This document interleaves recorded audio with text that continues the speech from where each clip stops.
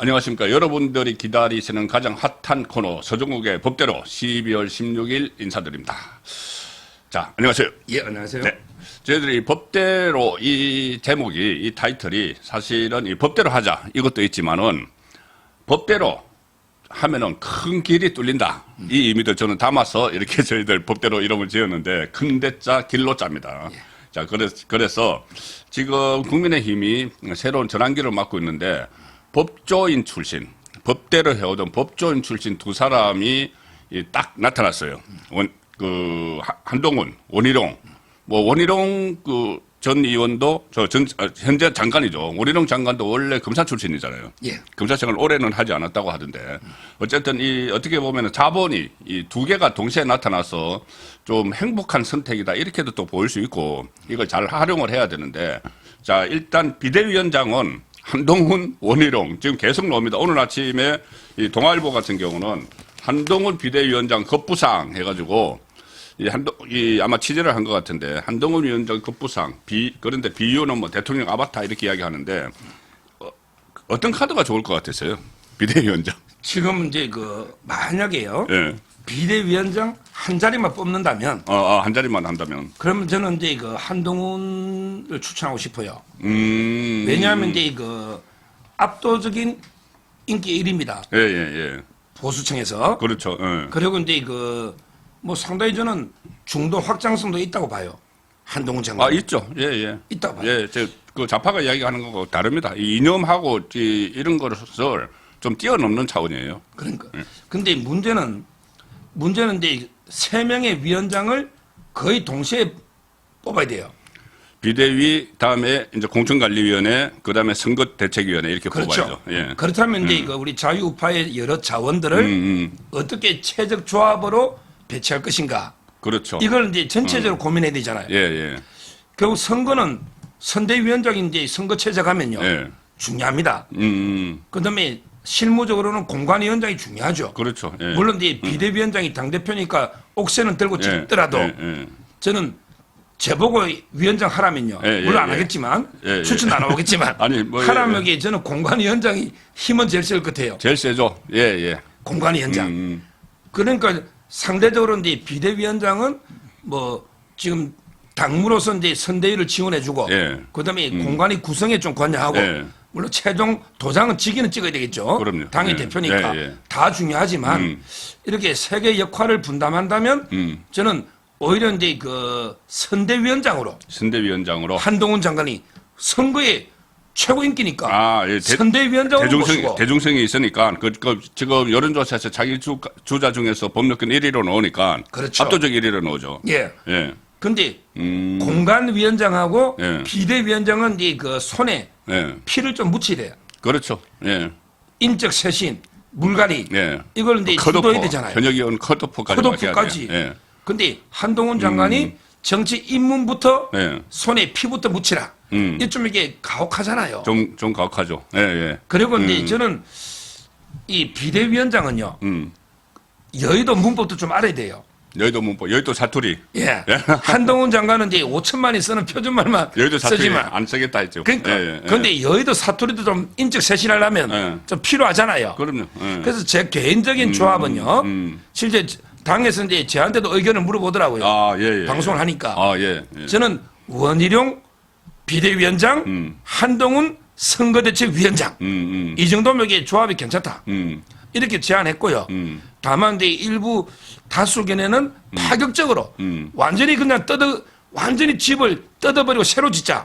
그래서 이제 한동훈을 지지하는 분이 비대위원장으로 많기는 많은 것 같아요. 의원총회에서도 그거는 이제 주말에 아마 이게 고심을 거듭할 걸로 이래 보입니다. 여기다 또 하나 감안을 해야 될 게 비대위원장은 공동 선대위원장을 할 수가 있어요. 그때 김종인이 민주당 때 2016년에 비대위 대표하면서 공동 선대위원장까지 같이 했거든요. 그래서 만약에 한동훈이 하든 원희룡이 하든 비대위원장을 하게 되면은 선대위원장도 같이 할 수가 있어요. 공동 선대위원장. 자, 그래서 전반적으로 이렇게 쫙 포석을 지금 둬야 되는 상황이죠. 우리 서정국 변호사께서는 제가 알기로 인터넷 바둑 9단으로 알고 있는데 바둑에서 포석이 제일 중요하잖아요. 처음에 어떻게 포석을 잘 놔야지 그다음부터 중반전 하고 마지막에 뭐 결전의 순간까지 잘 이루어지는데 자, 포석이 상당히 중요한 상황에서 공천관리위원장은 일단은 이것도 포석을 어떻게 놓는지 그러니까 비대위원장과 이 선대위원장 포석을 어떻게 놓는지에 따라서 또 두 사람이 다 그 검찰 출신이기 때문에 또 공관위원장은 법조인 이야기가 나오지만 이 부분도 다시 한번 포석을 놓는 과정에서 염두에 둬야 될 그런 상황이 지금 되고 있습니다. 그렇습니다. 예. 지금 이제 그 공관위원장이 제일 중요하죠. 그렇죠. 모든 선거는 이제 그 공천입니다. 예, 예. 결국 이제 기승전 공천, 예. 공천을 잘한 정당이 승리했다. 그럼요. 이거는 뭐 역사가 보여주는 진리입니다. 국민의힘 계열이 지금 지난 두 번 선거에서 전부 다 그 공천 파동이 일어났어요. 그 앞에 2016년 이항구, 2020년에 김형호, 공관위원장이 전부 다 정치인들을 뽑아서 결국은 공천 파동이 일어났기 때문에 이번에 법조인 이야기가 나오는 것 같아요. 그렇습니다. 네. 그런데 문제는 이제 그 원희룡 뭐 전부 한동훈 다 검사 출신의 법조인인데 네. 또 이제 모든 걸 다 또 법조인하면 검사 출신으로 네. 이 문제도 이게 또 제기될 수 있기 때문에 그렇죠. 예, 그렇죠. 고심을 기해 가지고 네. 약간 이게 다양성을 좀 확보하면서도 네. 정말 제대로 공천할 수 있는 강단 있는 네. 강단 있는 이런 데 분들이 필요한 게 아닌가. 네. 거기서 저는 여기서 제일 제가 강조하고 싶은 게 있어요. 위원장들 선임할 때 예, 예, 예. 가장 경계해야 될 게 전부 그 윤석열 대통령하고 이제 그 좀 척을 지가지고 네. 하는 이런 분을 뽑아야 되는데 이 논리가 잘못된 거예요. 그건 아니죠. 저는 무조건 네. 윤석열 대통령과 호흡이 잘 맞고 네. 같이 이제 운명 공동체로 갈 수 네, 있는 네. 이런 분들을 뽑아야 되는 거예요. 그래서 김웅 의원이라고 있잖아요. 예, 예. 송파에. 김웅. 이분이 네. 한동훈 장관을 반대하면서 비대위원장 예, 예. 마치 이게 이제 그 윤석열 대통령의 아바타다. 네. 그러면서 후계자 김주애하고 네. 뭐가 다르냐? 예. 김정은의 이런 이제 후계자 김주애. 망발을 예. 저는 이게 망발이라 봐요. 예, 예. 무조건 그럼 윤석열 대통령하고 호흡이 안 맞는 예. 완전히 반윤 인사를 뽑아야 된다. 예, 예. 이게 제일 잘못된 논리다. 그럼요. 예. 지금 이번 총선은요. 누가 뭐래도 근데 윤석열 대통령의 중간 평가예요. 그럼요. 상당히 저는 대통령실과 네. 호흡이 잘 맞는 이심전심으로 예, 예. 이런 이제 인사를 뽑아서 똘똘 뭉쳐서 일심동체로 똘똘 뭉쳐 이제 총선을 돌파해야지. 예. 무조건 윤석열 대통령과 차별할 수 있는 예. 뭐 어떤 분에게 유승민을 해라. 예. 아이고. 또 하태경을 해라. 아이고. 심지어 이준석이 잡아가 또 시키라. 예, 예. 이런 말도 안 되는 예. 이런 논리를 우리는 가장 견제해야 된다. 이래 봅니다. 그렇죠. 그러니까 김웅이 저 비유한 것도 정말 이렇게 비유를 하게 되면 어떻게 이것을 설명을 할 수 있냐면 그럼 윤석열 대통령이 김정은입니까? 그러니까요. 그리고 이 자기가 몸담고 있는 국민의힘이 조선노동당이라는 이야기잖아요. 그리고 이제 리슬주 그러면 김건희 여사는 네. 리슬주입니까? 그러니까요. 말이 안 되는 진짜 이제 그 저는 김웅 예. 그다음에 하태경 이런 자들이 상당히 문제가 있다 봐요. 예, 예. 왜 그러냐면 이제 그 하태경은 혁신한다고 올라가지고 예. 민주당이 그 정청래나 네. 이런 데 잡으러 가야 되잖아. 네. 근데 동료 의원 잡아먹으려고 네. 종로에 와가지고 최재형 의원 잡겠다. 그러니까. 이게 무슨 혁신입니까? 자기 희생입니까? 네. 자기 욕심이죠. 어차피 해운대에서 안 될 것 같으니까 와가지고. 자기 욕심이잖아요. 네. 자기 욕심이죠. 종로를 네. 먹으면 이게 내 체급이 올라간다. 네. 나도 대권 주장한다.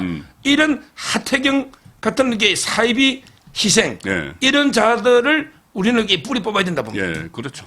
그래서 어쨌든 지금 포석을 이제 놓는 단계인데 총선을 앞두고 새로운 포석을 놓게 만든 계기를 마련해 준 사람은 장제원이죠. 예. 장제원이 새로운 포석을 놓도록 계기를 마련해 줬고 그다음에 김기현은 본인이 완전히 자가당착, 자기가 말려서 지금 사퇴를 하게 됐는데 자, 먼저 김기현이 사퇴를 하면서 페이스북을 통해서 사퇴를 했어요.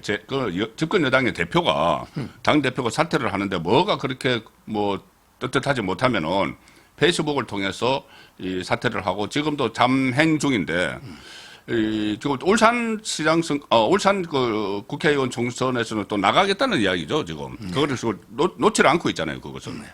지금 저는 김기현 대표가요. 네.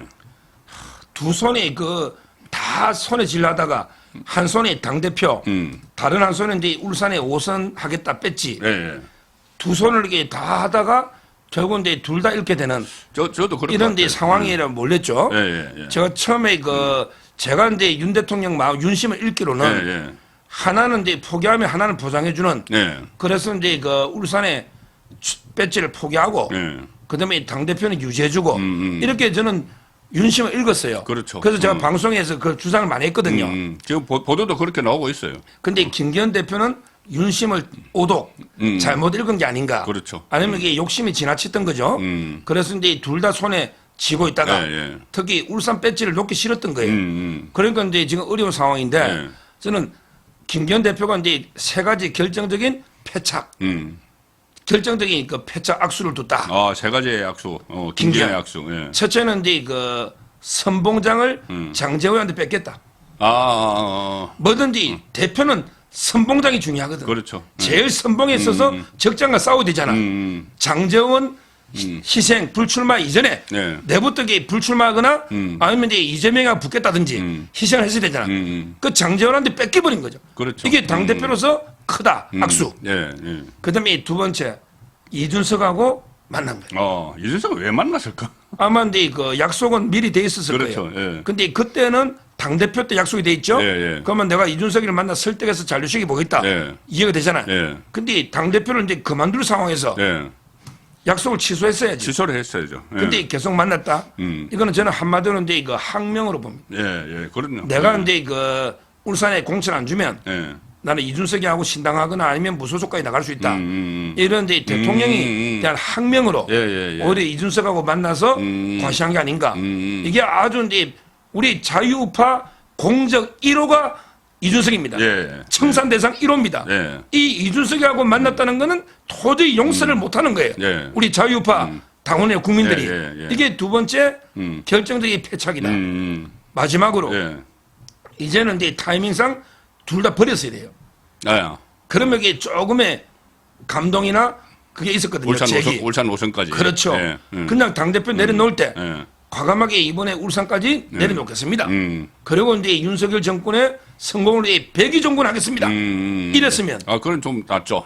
다음이 있지. 미래가 있지. 그러니까 이순신 장군도 백의종군하고 나서 나중에 3도 수군 통제사로 화력이 복귀했잖아요. 그렇죠. 근데 김기현 대표가 다 내려놓았으면 나중에 제부터 총리가 그만두면 김기현 총리도 좋네. 그 가능성이 있죠.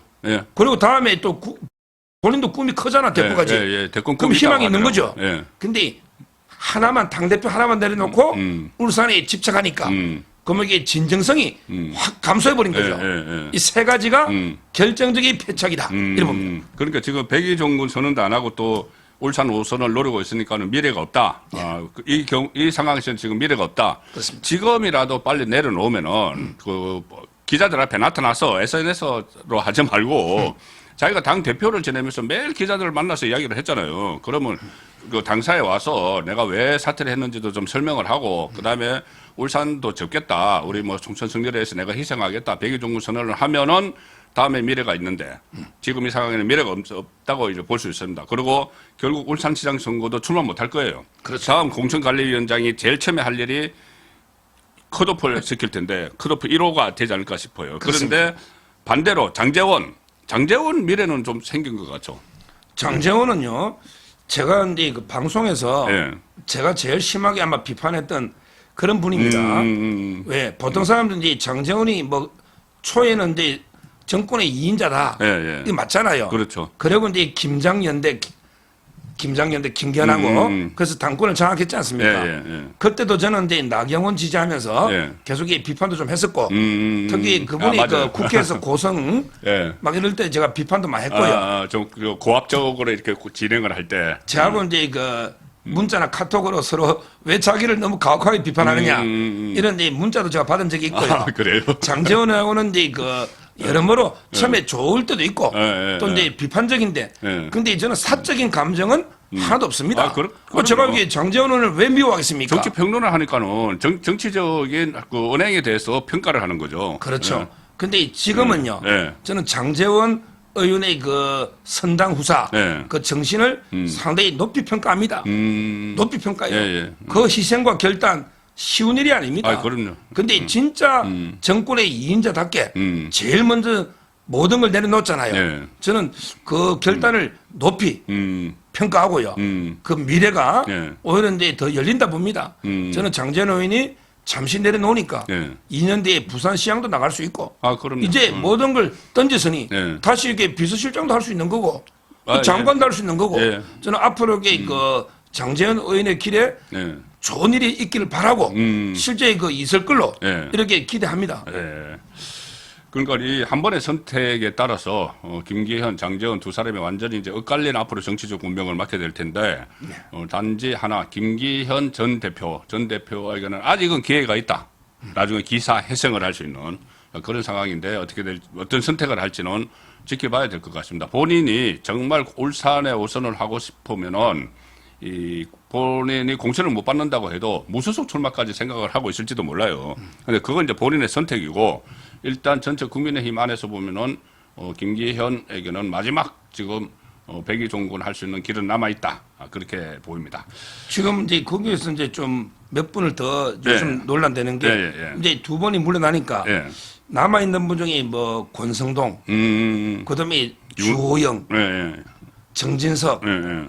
또는 이제 이철구까지 예. 뭐 윤한홍 이런 데 거론이 많이 되는데 저는 이제 일률적으로 다 물러나라 이건 좀 아닌 것 같아요. 좀 이제 그 시점은 지났죠. 예. 왜 그러냐면 이제 장재훈이 모든 걸 두번 했으니. 장재훈이 모든 걸 안고 갔어요. 그러니까 특히 저는 그 이철규요. 예. 인재 영입위원장이죠. 예. 근데 이분도 이제 뭐 구리로 가라 어쩌고 저쩌고 많이 노는데 예. 이분은 재선이잖아. 재선인데 한 번은 무소속으로 됐죠. 예. 딱 한 번 된 거 아니에요. 예. 따라서 이제 뭐 물갈이 대상도 아닌 것고요. 특히 제가 인재 영입할 때 항상 그러잖아요. 삼고초려를 해야 된다. 네. 근데 두 번은 예를 들어 제갈량을 영입할 때 유비가 두 번 가고 한 번은 딴 사람을 보낸다든지 이러면 이게 삼고초려가 안 되잖아. 예. 이게 업무의 연속성입니다. 그 점에서 저는 이철규 이분이 인재 영입을 잘 하고 있고 실제 우리 1호 영입 5명도 좋고 좀 있으면 또 이제 2호 영입한다거든요. 이런 차원에서 저는 이철규 인재 영입 위원장은 이제 그 상당히 중용 앞으로도 해야 된다. 이런 생각이 들고요. 문제는 이제 정진석도 거기 박수현 전 의원하고 엄청난 접전이죠. 근데 무조건 희생했다가 한석이 날아가면 그것도 이게 좀 고민해 봐야 되고요. 권성동도 마찬가지인 것 같아요. 지금 이제 그분은 초창기에 반짝 뭐 윤석열 대통령이 외곽할 때 어릴 때 친분으로 했다가 실제 권력 투쟁이 밀렸잖아. 밀린 거나 마찬가지죠. 예. 맞습니다. 그런데 그분도 좀 개별적으로 판단해 봐야 되고 앞으로 이런 후속 이런 게 상당히 문제될 것 같아요. 처음에 말씀드린 그 비대위 구성이 지금 저 이철규 인재영입위원장 말씀을 하셨지만은 비대위 구성이 그냥 비대위원장 한 명 딱 바뀌는 게 아니고 그 비대위가 출범하면은 그러니까 어떻게 보면 김기현의 유탄을 맞아서 최고위원회가 해체가 돼요. 그렇죠. 해체가 되면은 비대위와 비대위원이 이제 그 끌고 가고 그다음에 사무총장 지금 이만희나 인재영입위원장 이철규나 이거 다 바뀔 수도 있어요. 다 바뀌고 정책위원장하고 다 바뀔 수. 원내대표는 못 바꾸죠. 거기는 이제 선출직이니까. 자, 그래서 어떤 사람이 비대위원장으로 앉느냐에 따라서 전체 구도가 완전히 달라지는 그 총선 4개월 앞두고 여당의 구도가 완전히 달라지는 그런 상황이기 때문에 우리가 계속 비대위원장이 어느 사람을 하는 게 좋은 포석일까 그것을 이야기를 하고 있는 겁니다. 자, 제가 이준석 이야기를 좀 해보고 싶은데 조금 전에 이제 이준석에 대해서 말씀을 하셨지만 3대 패착 중에 하나 이준석 만난 거. 자, 일단 이준석은 그 전에 약속이 돼 있었다고 이야기를 했어요. 그러면은 제가 어떤 생각이 드냐면은 그 처음에는 이준석이 김기현을 엄청 비판했습니다. 한 2주 못 갈 거다 저거. 그때 새로운 지도부 그 당직 개편했을 때. 그런데 갑자기 그 다음부터 어느 순간부터 김기현을 막 칭찬하기 시작을 해요. 자기가 좋아하는 국회의원이 국민의힘에 3명이 있는데 김도업, 주호영, 김기현 짱 막 이러고 있거든요. 그래서 왜 갑자기 이렇게 변했을까 보니까 그 약속을 했던 것 같아요. 그 약속한 시점에 김기현에 대한 평가를 확 바꾼 것 같아요, 이준석이. 그러면 만약에 두 사람이 실제로 만났으면은 김기현이 이런 상태가 아니고 정상적으로 당대표직을 하다가 이준석을 만났으면은 무슨 이야기 하려고 했을까요, 두 사람이? 아마 다시 끌어들이려고 하지 않았을까? 제가 보기에 진짜 이제 김기현 체제가 가고. 그러니까. 이준석을 이제 진짜 만났다면 이랬을 것 같아요. 이 대표. 국민의힘에 좀 남아서 네. 뭘 줄까? 그렇지. 비례 상위 순번 줄까? 네. 아니면 이게 대구 줄까? 네. 맞아요. 네. 원하는 거 줄게. 네. 그다음에 본인이 좀 공동선거대책위원장 좀 맡아서 좀 해줘. 네. 이랬을 것 같아. 그러니까. 이게 문제예요. 그러니까요. 그러니까 공동선거대책위원장을 제안하면서 네. 배지를 무조건 달게 해줄게. 네. 대구든 비례든 이렇게 제안을 했던 것 같아요. 네. 이게 김기현 대표의 큰 문제입니다. 그러니까 왜 그러냐면은 예. 이준석이 계속 그 시점부터 좀 저는 거짓말하는 줄 알았거든요. 지도부에서 국민의힘 지도부에서 이런저런 제안을 해오고 있다 이런 이야기를 하고 다녔어요. 또 실제로 김기현은 그런 제안을 했다는 거잖아요. 그래서 이게 엄청나게 저는 김기현도 네. 해당 행위를 한 겁니다. 그럼요. 네. 해당 행위를 지금 저는요, 제 개인적으로 이제 제가 제일 비판만 한 게 이준석, 유승민이잖아. 아, 예. 근데 요즘은 유승민 비판 안 해요. 왜요?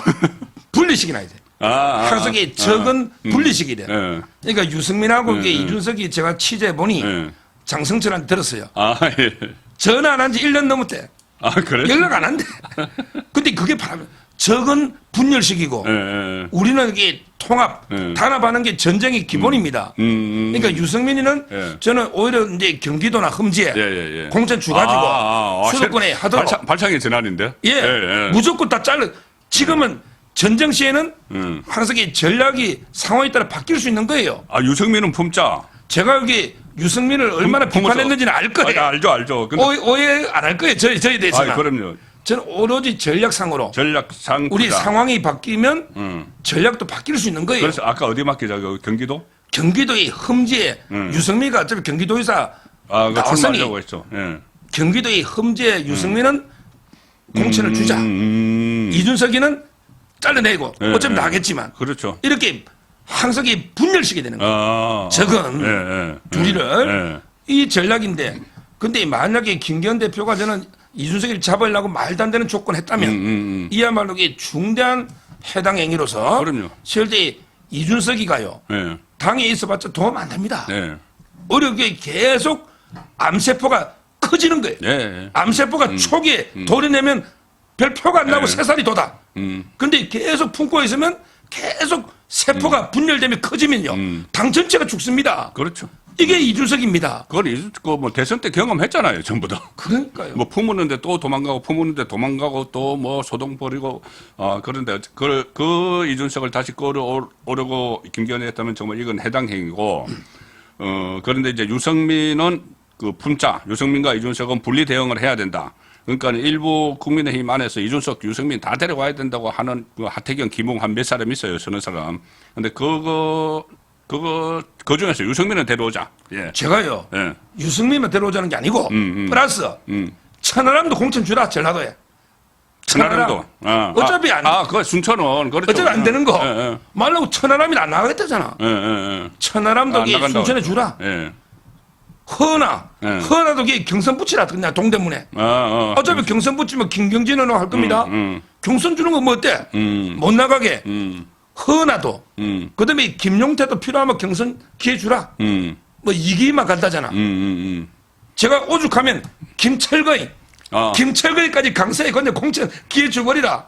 정무조정실장 김철거이 빼내면요. 이준석이 완전히 날개 꺾여가지고 저는 정치적으로도 죽지만 사법적으로도 죽어. 김철거이가 바른 말을 해줘야 돼. 증언을.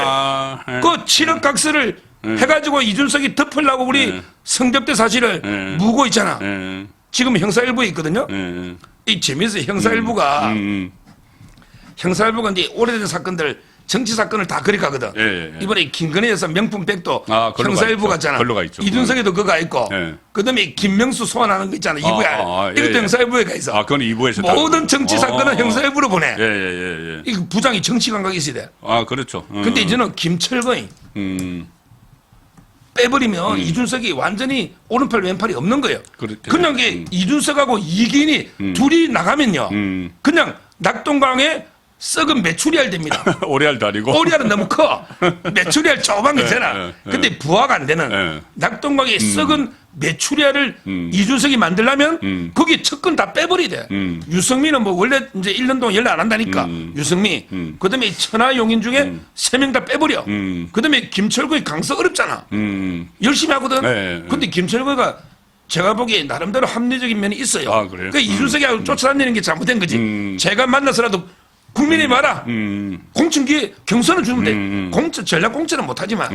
이렇게 저는 이준석이를 완전히 고립작전. 정치판에 완전히 외톨이 없어지도록 이런 전략을 짜야 된다는 거예요. 그럼 나가도 뭐 당도 못 만들겠네, 탈당을 해도. 그런데 진짜 탈당할까요? 그러니까 조금 전에 김기현하고 이제 내통을 하고 있었는데 이 본인이 27일 날 탈당하겠다고 막 이야기를 하고 있잖아요. 뭘 그전에는 27일 날 뭐 당을 띄우는 거 100% 되는 날이다 했는데 이제 아무 준비도 없으니까 말을 바꿔서 27일 탈당한다고 했는데 13일 날 김기현하고 만나기로 했잖아요. 그러면 그게 탈당한다는 딱 2주 전이거든. 그러면 탈당한다는 건 뻥카 아니었을까? 뻥카인데 이게 이제 김기현하고 이게 내통한 게 얼그러져 버렸으니까 완전히 멘붕 온 것 같은데. 그러니까 탈당을 할까요, 그래도? 지금 이제 제가 조금 전에 이준석이를 암세포로 비유했는데 또 이제 다른 비유로 해보면 알턴이 있잖아, 썩은 이빨. 알턴이 있죠. 이게 제가 이빨이 안 좋거든요. 알턴이가요. 그냥 쑥 빠지면 정말 좋아. 그런데 이걸 내가 빼내려면 아파. 이준석이가 썩은 이빨이야. 알턴이.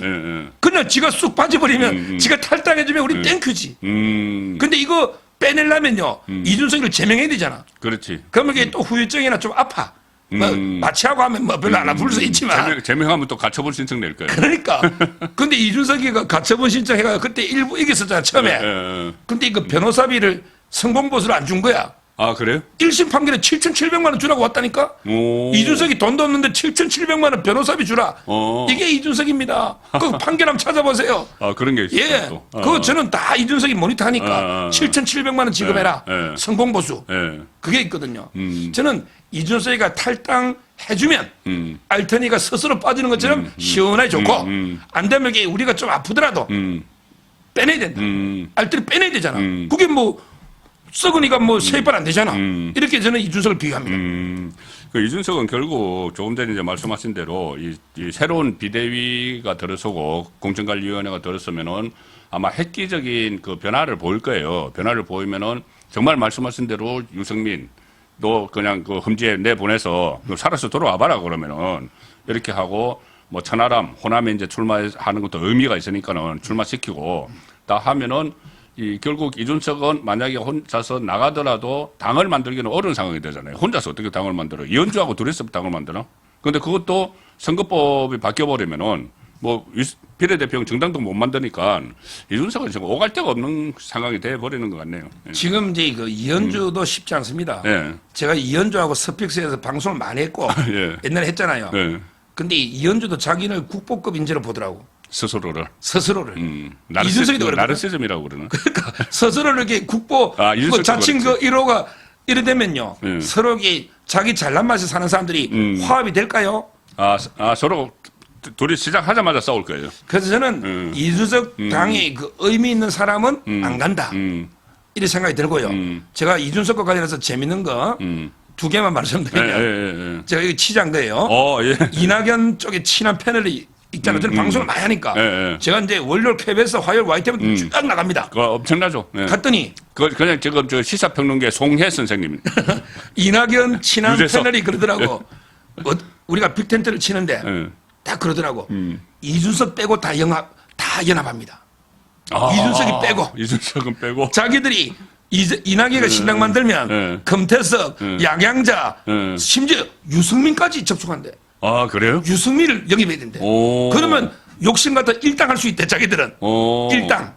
유승민 놓고 저 이준석 당하고 국민의힘이 그 경쟁도 할 수가 있겠네. 그러니까 지금 근데 이준석이는 절대 안 한대. 싸가지 없다고. 이준석이 빼고 다하게 연합할 수 있다. 이게 이낙연 신당 입장이에요. 그러니까 이준석이는 안 된다.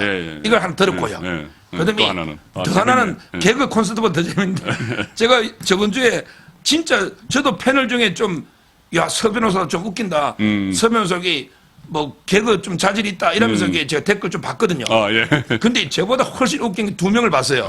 거기 한 놈이 김민석, 한 놈이 이준석인데 이준석이가 뭘 했냐면 이준석이가 야 우리 그 김기현 대표 물러나는데 위로나 덕담 한마디 하는 사람이 없어. 싸가지 없게. 국민의힘 의원들 왜 이렇게 싸가지가 없어. 야 이거 보고 진짜 제가 우스워서 방송 사고 났다니까 우스워서 아니 이준석이 입에서 싸가지가 없다. 이야기가 나와. 그다음에 또 웃기는 게 김민세 있잖아. 김민세. 김민석인데. 철새 김민석. 철새 김민. 이자가 뭐라냐면 야 이낙연 너 사꿀 아니야? 와 김민세가 이낙연을 보고 사꾸라라고 공개해보니 그러니까. 코미디보다 웃기잖아. 그래서 최근에 이준석과 관련해서 두 가지 지금 황당한 이야기를 제가 들은 거예요. 재밌네. 이낙연이 이준석에 대해서 한번 그거 뭐 괜찮은 사람이지 이 정도로 평가를 해주니까 이준석이 완전히 신이 나가지고 화색이 돌아서 한번 만나보겠다 또 막 이러고 있는데 이준석 빼고 다 만난다. 싸가지가 없다. 근데 본인은 이준석은 다른 당 사람들에게 싸가지가 없다 이렇게 이야기하는 상황입니다. 자, 일부에서는 지금 새로운 체제를 갖춰나가는 총선을 앞두고 국민의힘의 다양한 움직임을 한번 살펴봤고 특히 이 파격 제안을 하나 했습니다. 서정국 변호사께서 유승민을 데리고 오자, 품자, 험지로 내보내자. 이거 상당히 그러니까 비대위가 출범하면은 뭔가 다른 모습을 보이긴 보여야 돼요. 그래서 이 선별적으로 지금 이 좀 마음에 안 드는 사람이라도 일단 총선에 좀 보탬이 된다면은 쓰자. 자, 이걸 보고 제 떡에 댓글 제가 다 읽어보거든요. 야 서정욱이 이때까지 그렇게 안 보고 좋게 봤더니 유승민을 쓰자 비난하는 댓글이 많이 달릴 수도 있다 봐요. 그렇지만 저를 오랫동안 아는 분들은 제가 유승민을 독극물로 얼마나 비판한 걸 알 거예요. 독극물. 근데 왜 그러냐? 우리가 이제 그 권도 이게 권 세력에 따라 전략은요 상황에 따라 바뀔 수 있는 거예요. 그렇잖아요. 그렇죠. 지금 이게 총선 승리가 우리 대목표 전략이라면 얼마든지 그 전술 사람은 지금 저는 이준석을 고립시키자. 고립시키자. 차원에서. 이 차원에서 유승민이든 천하용이든 심지어 나가서 김철거이든 다게 이준석 떼놨자. 이 차원에 제가 전술 이걸 제가 말한 거지. 알겠습니다. 뭐 유승민을 지지하거나 이건 전혀 아니라는 거. 다시 한번 해명합니다. 유승민이 이준석의 독극물이 될 수도 있겠네요. 그렇습니다. 서정영의 법대로 12월 16일 일부 순서는 여기서 마치겠습니다. 2부에서는 지금 김명수 전 대법원장이 소환됐다는 속보가 있기 때문에 그것을 중심으로 사법 정말 이 법률적인 문제를 집중적으로 짚으면서 정치권의 움직임과 한번 연결시키는 시간을 갖겠습니다. 1부는 여기서 마칩니다. 고맙습니다. 감사합니다.